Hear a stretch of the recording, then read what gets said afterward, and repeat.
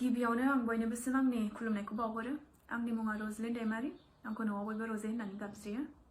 आङो क'क्राझार डिस्ट्रिक्टनि सिङाव थानाय रामफुलबिल बाजार होननाय जायगायाव जोनोम जानायमोन आंना। दा हाबा जाखांनानै आङो इटालियाव थायो। इटालिनि लम्बार्डी होननाय मोनसे रिजन बा जायखौ इन्डियानि हिसाबै स्टेटखौनो होननो हायो। दा बे लम्बार्डी होननाय स्टेटनि सिङाव थानाय क'मो होननाय जायगायाव आङो थायो। आंना न'आ बाहायनो, साख्रियाबो बाहायनो नालाय। दा जोंथ' मिथिगौ दिनै सिचुवेशना माबायदि जानानै दङ कर'ना भाइरासनि थाखाय। कर'ना भाइरासआ बे COVID-19आ जाजेनदोंमोन चाइनायाव, बिनिफ्राय बियो आलदा आलदा देशफ्राव स्प्रेड जादों। दा बे आलदा आलदा देशनियावनो इटालियावनो सबसे बारा स्प्रेड जाफैजेननाया मैया दाख्लिनिफ्राय ओरैनो पजिटिभ केसेसखौ नायोबा इउनाइटेड स्टेट्स अफ आमेरिकाया बारा जाबाय इटालिनिफ्राय। किन्तु नों स्टेट वाइज नायोबा एफा फिसा जायगा लम्बार्डीयाव दिनै 60,000निबो बारा केसेस दङ। होमबा एफा फिसा जायगायावनो एफा बुरजा बिदि हिसाबै दा जोंना दा बे एपिसेन्टारखौनो होननो हायो बे इटालि बे जोंनि लम्बार्डी होननाय स्टेटखौ। दा बे जायगायाव थानाय हिसाबै आङो बे भिडिअखौ बानायनाय जादों। ओंथिया बेनो जे आं नोंसिनिसिम एसे एवेयारनेस बा एसे इनफरमेसन आंनि बेहाय थानाय माबायदि थादों आङो लकडाउनाव माबायदि सिचुवेशना बेनि थाखाय एसे एवेयारनेस होनाय बायदि बा लकडाउनाव थानायनि थाखाय एसे मटिभेसन होनो बिदि साननानै बे भिडिअखौ बानायनाय जादों। दा जोंना बाहाय लकडाउन जानाया अफिसियेलि 3 सप्ता जाबाय। किन्तु 3 सप्तानि सिगांनिफ्रायनो 10 दिनसो सिगांनिफ्रायनो गभर्नमेन्टआ जोंखौ होनदोंमोन, खोन्थाखादों जोंखौ जे कर'ना भाइरासआ बे COVID-19आ बिराद गाज्रि बेमार, न'आव था बिराद थाब स्प्रेड जायो बिदि होननानै जोंखौ न'आव थानो थिनदों। जों मानिनानै न'आवनो थाखादों। बिदिनो होननो थाङोबा दिनै 1 मासनिबो बारा जाबाय जोङो न'आवनो थाबाय थानाया। जोङो बे कल'नियाव जोंहा गार्डेन दङ बिराद गिदिर, जों बेहायबो थांबावा, जों न' सिङावनो थाबाय थायो।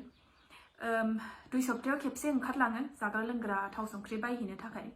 किन्तु बाहाय बायनायाबो जोङो एसे साननानै बायखायो माबायदि जाग्राया गोबाव जोरो होननानै, जेरै दालि, जेरै घि, बेबायदि खहाब होयो नालाय घियाबो। बिदिनो दालि, सबाय, राजमा, बुट, मटर बेफोरखौ बुरजा बायनानै लाबोयो जोङो। बिसोरथ' 1 बोसोरनिबो बारा जोरो जाहैबाय नालाय ओंखायनो।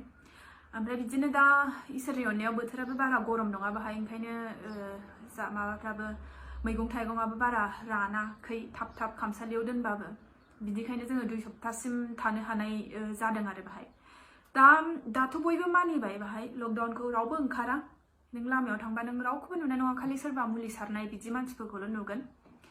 किन्तु सिगाङाव सप्तासे बिदियाव फार्स्ट सप्तायाव बिदि नङामोन। इटालियावबो दा इन्डियायाव जेरै जानानै दङ, आं खोनानो मोननाय हिसाबै मैयाहाय गारिया गसाइगावआवथ' गारियानो खारलागासिनो दङमोन बिदि होननानै। दा बाहायबो बिदिनोमोन, मानसिफ्रा बारा मानियाखैमोन। बिदिखायनो प्राइम मिनिस्टारनि गाबनायनि फट'फोरखौथ' नोंसोर नुबाय जानो हागौ। जोंनि बेनि इटालिनि बिदि गाबलायलायदों प्राइम मिनिस्टारा, मानो खोथा मानिया नोंसोरनि थाखायनो जोङो बिदि खालामदों बिदि होननानै।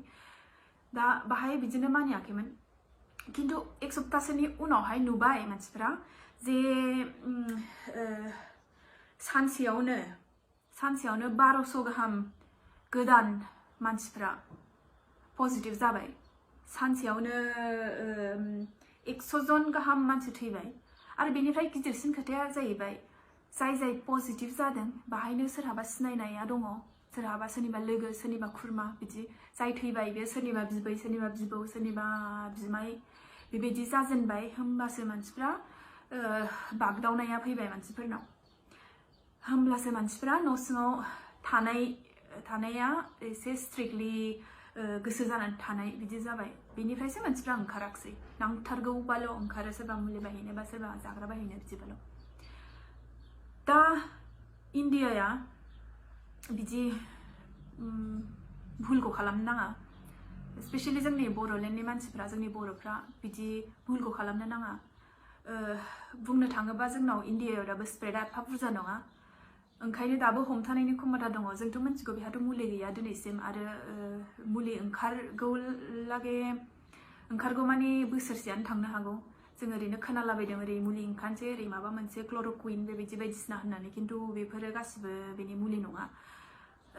दा मुलि जागौ माने जों जेनेबा ओरैनोथ' होननो थाङोबा 1 बोसोरनिबो बारा लागोन मानोना दासो ट्रायल खालामजेनगासिनो दङ एनिमेल ट्रायल बेनिफ्राय मानसिनाव ट्रायल जागोन बेनिफ्रायसो अप्रुभेल जागोन बेनिफ्रायसो प्रडाक्शन स्टार्ट जागोन बेनिफ्रायसो मानसिफोरा मोनजेनगोन खिन्थु बियो टाइम लायो साइड इफेक्ट बायदिसिनाखौ नायग्रोनांगौ बेनिफ्रायसो अप्रुभ जायो ओंखायनो दा बिराद टाइम लागोन बेखौ दा जों जेनेबा जों होननो थाङोबा 1 बोसोर लाया दे जेनेबा 3 मासल' लागोन पजिटिभलि जों बिदि सानबाय दे 3 मासल' लागोन खिन्थु नों साननानै नाय जाय भाइरासआ दिनै दुनियायाव सानसेयाव 35,000 जननिबो बारा मानसिफोरखौ लोमजाहोनो हादों जाय मानसिया गासै 25,000 मानसिखौ फोथैबाय बे भाइरासआ 3 मासाव माबायदि धंस खालामगोन बे बुहुमखौ बे दुनियाखौ ओंखायनो जों बेखौ नेनो नाङा दानिफ्रायनो जोङो प्रिकसन लाखानांगौ गासिबो पुरा दुनियायावनो दा बेखौनो एक्सेप्ट खालामनानै लाबाय आलदा देशफ्रा जे बेनि थाखाय मुलि गैया ओंखायनो बेना बेस्ट एन्ड अनलि अपसनानो जाहैबाय लकडाउन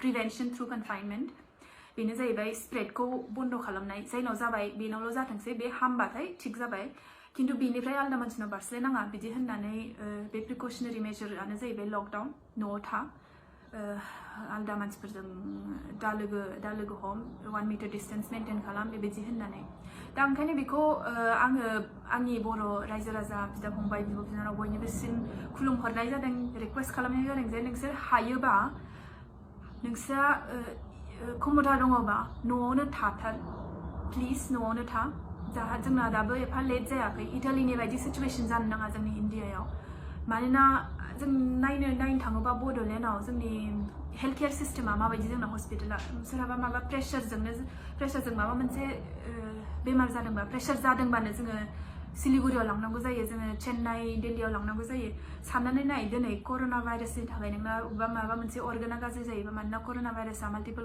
अर्गान फेलियर खालामनो हायो दा बिदि जायोबा जों बाहा लांनो बाहा जोंनि अबे हस्पिटाला हायो बेखौ थिग खालामनो आरो बिदि लकडाउनाव बाहा मारै लांनो हानो जोङो बेथ' पुरा धंससो खालामगोन आरो सासेनाव जाजेनोबा जालांबाय थागोन दिनै जोंनि न'आव जानो हागौ गाबोन सोरनिबा न'आव बिदिनो होननानै जोंना जाथियानो धंस जालांगोन ओंखायनो जायहा हायो हानायमानि न'आव था ओमफ्राय आं बुजियो जे जोंनि जायगायाव मेरला गोलाम गरिब सुबुंफोर दङ दुखुनांथाव बाथ्रा आरो जोंनि बर' गथ'फोरखौ नुदों आङो हेल्प खालामहैदों बिसोरखौ थांनानै जाग्रा लोंग्रा हैदों बिसोरनिसिम आं खालि मोनसेल' रिक्वेस्ट दङ बिदि खालामनाया मोजां नंगौ खालामबाय था खालि एसे अर्गानाइज्ड वेआव खालामनाया मोजां जागोन थारमाने जेनेबा बाहाय जोंना फेसबुकआव ग्रुप खालामलायदों ओमफ्राय एरियाफोरखौ रानलायलायदों बिदिनो गावबुराफोरनि हेल्प लानानै गामिफ्राव सोरहा गावबुराफ्राथ' मिथिगौ जाहैबाय सोरहा एसे थोआ जानो हागौ जानायाव मानायाव बिदि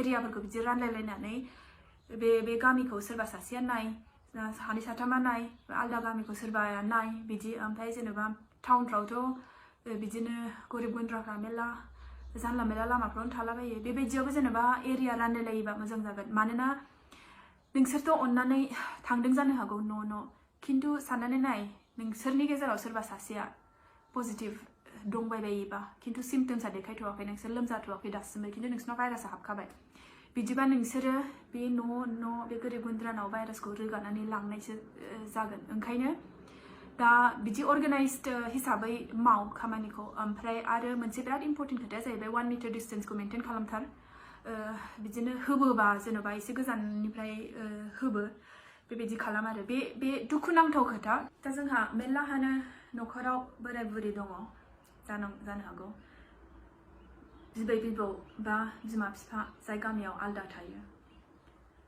बिसोरखौ नायनो लुबैयो बोथोर मोजाङावनो नायखायो आरो दाथ' बोथोर गाज्रि नायसिनो लुबैसिनो दा बिसोरनि थाखाय आंना खालि मोनसेल' मेसेज दं जेखौ आं आंनि बिमाखौबो होनदों आंनि बिमाहा बिफा दङ बोराय 85 प्लास जागोन जायखौ बियो गामियाव नायो बोथोर मोजांबाबो नायो दा दिनै बियो नायनो लुबैब्ला जाग्रा हैनो गोसो जायोबा है खिन्थु एसे गोजाननिफ्रायनो हो दांनाङा नों आथिं हमनानै बिफा हिसाबै आथिं हमनानै खुलुमनानै फैनो गोसो जाबाबो नोङो एसे गोजानाव थाथ' दा खालामथ' बेखौ जाहाथे नोङो भुलाव बेनो लोमजानायखौ होबोआ जायो बेनि थाखाय दिनै एसे गोजान थालायथ'दिनि जाहाथे जोङो 1 मासनि उनाव ज' थाफिननो हायो ज' रंजाफिननो हायो बेनि थाखाय दा बेखौनो आङो होननो सानदोंमोन आङो गोसोआव साननाय थाबाय